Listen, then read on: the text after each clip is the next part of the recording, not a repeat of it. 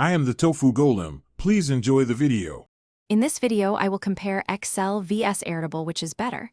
Open a sample file in Excel and an Airtable base to follow along.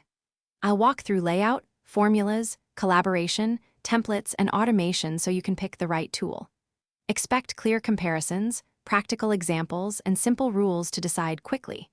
By the end, you'll know which fits budgets, team workflows, and whether you need database features or classic spreadsheet. In this video, I will compare Excel vs Airtable, which is better.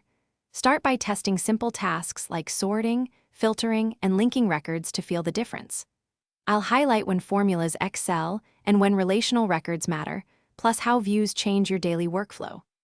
Listen for quick tips on when to switch tools or combine them, and practical examples to spot the best fit for teams, solo users, and recurring processes. In this video, I will compare Excel vs Airtable, which is better. Try mapping a real task like budgeting or project tracking into both tools to compare effort. I'll explain trade-offs: speed of formulas versus ease of linking records, cell-level control versus user-friendly interfaces, and when APIs or integrations push you one way.